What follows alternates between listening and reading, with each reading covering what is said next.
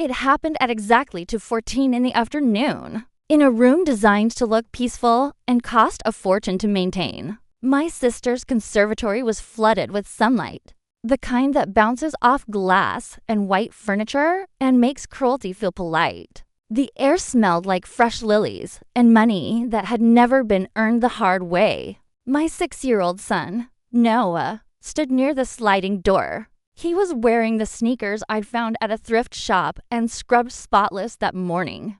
Down on my knees, because that's what you do when you're choosing groceries over labels. My nephew Mason stood directly in front of him, blocking the exit like it was intentional. Mason is 13. He wears designer hoodies that cost more than my car insurance and carries himself with the lazy confidence of a kid who's never been corrected in his life. He didn't raise his voice. He didn't need to. He leaned in close, so close that only Noah and I could hear him, and mouthed for words with a bored little smile. Trash belongs outside. My body locked. I felt it before I thought it. My eyes flicked instinctively to the adults in the room. My sister Courtney hid a smirk behind her coffee cup. My mother, Susan, adjusted her silk scarf and suddenly found the garden fascinating. They heard it. They understood it. And they chose silence. So did I, but not the kind they expected. I didn't yell. I didn't argue. I stood up calmly, took Noah's trembling hand, and walked straight out the front door without a single word. 7 minutes later, as I buckled Noah into his car seat, my phone buzzed. I assumed it would be concern or annoyance, maybe even an apology. It was my mother. Monthly transfer today. You forgot. That was it. No mention of what happened. No question about why we left. Just a reminder that the money pipeline needed maintenance. I stared at the screen, then typed 2 words. Not my concern. And I blocked her. When I unlocked my apartment door later that afternoon, I stepped into silence, but not the lonely kind my mother always warned me about. Not the silence she said would swallow me whole if I didn't learn to be more agreeable. This silence was clean. It smelled like lemon polish and safety. Noah went straight to his room and started building with his Legos. He didn't ask questions. He didn't cry. Children raised as scapegoats learn early how to adapt. They learn to shrink themselves so they don't get hit by emotional shrapnel. I walked to the kitchen island and opened my laptop. I didn't cry. I didn't call a friend. I didn't spiral. I'm a supply chain logistics manager. When a supply line becomes toxic, you don't romanticize it, you secure the asset. I logged into my bank account. The transaction history glowed on the screen like a financial confession. Scheduled transfer. Susan Davis. $3,850. Set for the first of the month. Automatic. Invisible. Just like my role in the family. For 5 years, I told myself it was generosity. That I was a good daughter helping her widowed mother survive. But staring at the cursor hovering over the cancel button, I finally saw the structure of my family clearly. In construction, there's something called a load-bearing wall. It isn't pretty. No one decorates it. It sits hidden behind drywall while everyone admires chandeliers and crown molding. People forget it's there until it's gone. My sister was the chandelier. My mother was the molding. And I was the wall rotting quietly under the weight of holding everything up. They drilled into me, hung their needs on me, kicked me when I cracked. They forgot one rule. Remove the load-bearing wall, and the house collapses. Mason didn't just insult his cousin that day. He cracked the foundation holding up his grandmother's lifestyle. The screen asked if I was sure I wanted to cancel the recurring transfer. I didn't hesitate. Canceled? I leaned back in my chair. It was done. In about 24 hours. My mother would assume it was a glitch. Then she'd call. Then she'd rage. But right now, my apartment was calm. My savings account looked different too. It no longer felt like a reservoir waiting to be drained by manufactured emergencies. It looked like freedom. I poured myself a glass of iced tea. My hands were steady. I wasn't a daughter being disowned. I was an architect initiating a controlled demolition. 3 years earlier, my mother had sold the family home. She claimed it was too much to manage. She bought herself a city condo and handed the remaining equity to Courtney. Courtney needs stability, she'd said softly. You're independent, Natalie. You'll be fine. So Courtney bought the Victorian house, the one with the conservatory and suddenly weekly Saturday. Brunches at exactly 11 in the morning became mandatory. The room was flawless. Glass walls, white wood, expensive orchids she claimed to care for herself, though I knew she paid a service. Linen napkins, pastries from a French bakery. It looked like a magazine spread. It felt like an operating room. Mess wasn't allowed. Noise wasn't allowed. Poverty definitely wasn't allowed. That morning, Noah had been excited. He'd worked all week on drawing a superhero who defeated villains with kindness. He stayed inside the lines, colored the cape carefully.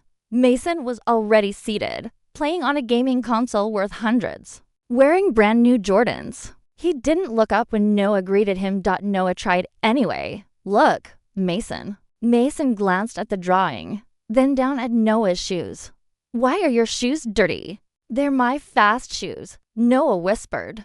They're trash, Mason said flatly. Trash belongs outside.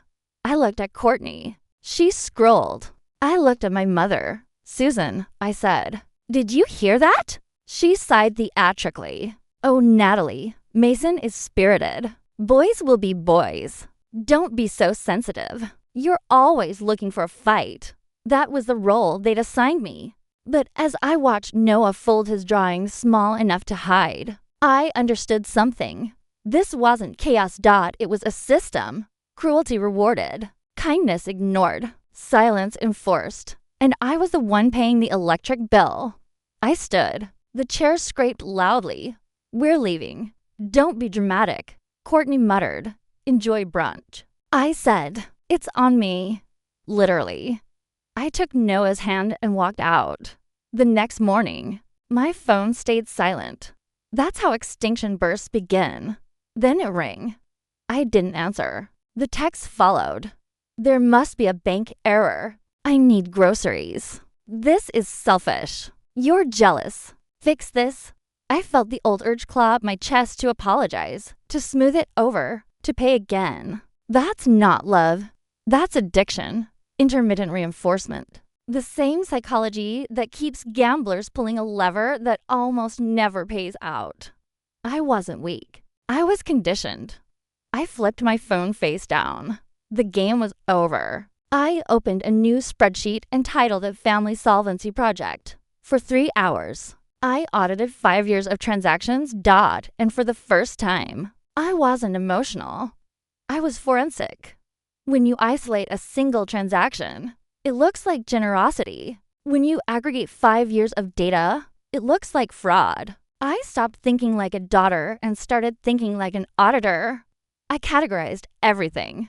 Housing assistance, temporary lifestyle support that somehow never ended, and what I privately labeled the Courtney surcharge money sent to my mother. That reappeared weeks later as new electronics. Gifts and experiences from Mason. I ran the totals. The number at the bottom of the spreadsheet was bold, black, and merciless. $231,000. $450. That was the price of my membership in this family. And they had just revoked my access badge. I opened my email not to explain myself, not to argue, not to plead. I widened the audience. I added Aunt Linda, Uncle Robert, the cousins who liked to comment family first under Courtney's vacation photos. If they wanted opinions, they could review the ledger. I didn't write an emotional letter.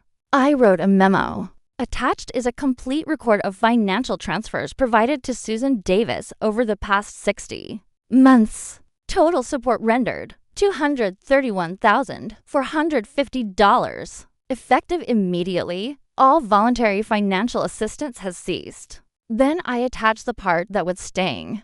I had calculated my mother's real income, Social Security, survivor benefits, pension. Then I mapped her actual needs, rent, utilities, food, insurance. I didn't editorialize. I just presented math. Monthly income, $2,400. Monthly essentials, $23.85. Projected surplus, $15. It wasn't comfortable, but it was survivable. No flower subscriptions, no brunches, no curated lifestyle funded by my exhaustion. She wouldn't starve, but she would have to live like the rest of us.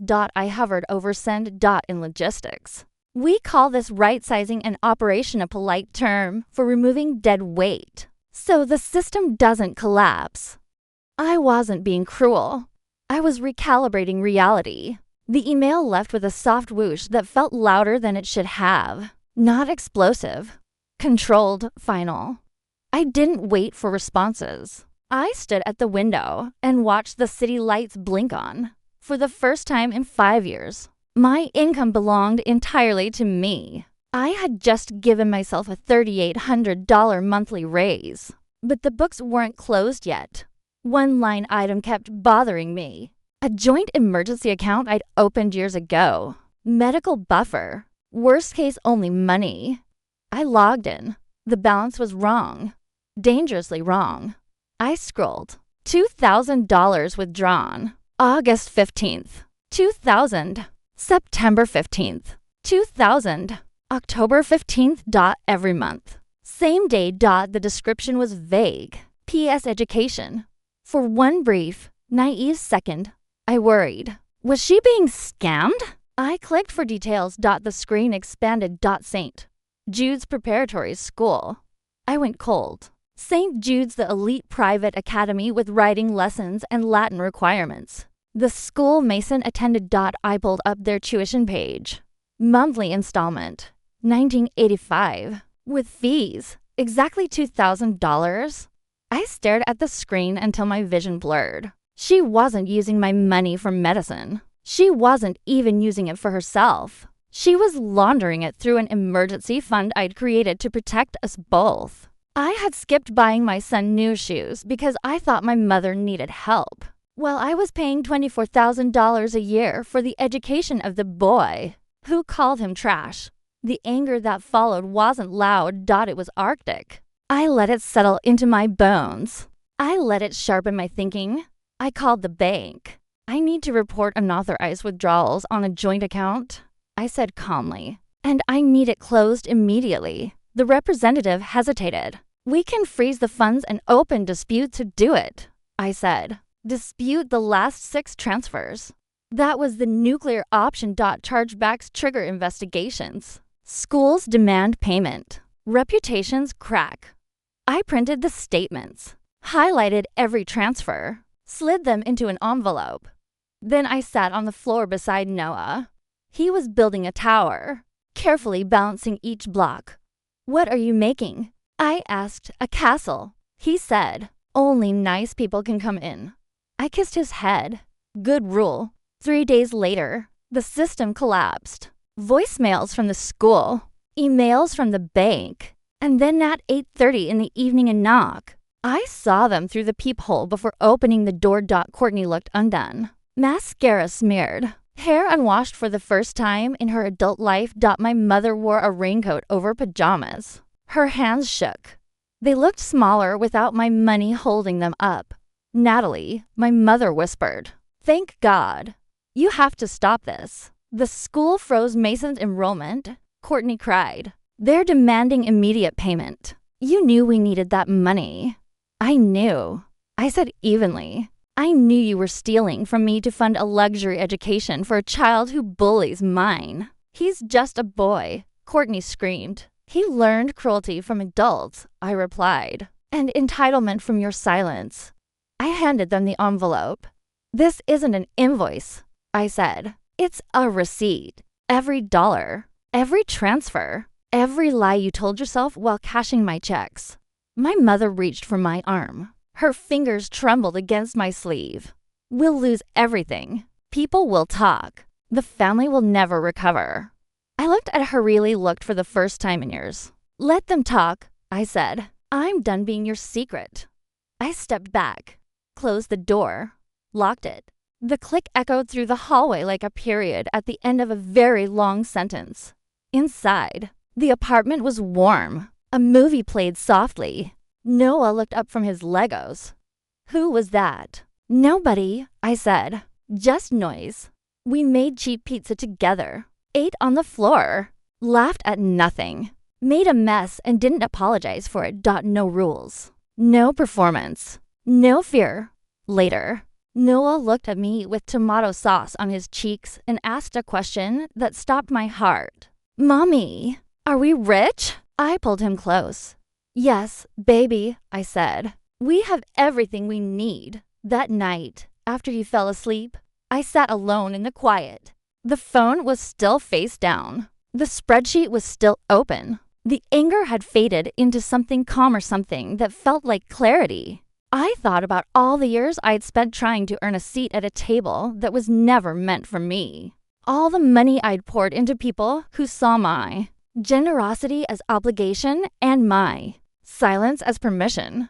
I thought about Noah, folding his drawing small enough to hide, and I realized something. The family I was born into had taught me one thing. That love was conditional, that worth was measured in usefulness, and that the quiet ones exist to carry the loud ones forward. But the family I was building, just me and Noah, in this small apartment with lemon-scented air, was teaching me something different. That boundaries are not betrayals. That walking away is not weakness. That sometimes the most loving thing you can do is stop pretending. My mother would survive. Courtney would adapt. Mason would learn, one way or another. That cruelty has consequences. And me? I would sleep well tonight. Because for the first time in my life, I wasn't holding up anyone else's house. I was finally building my own.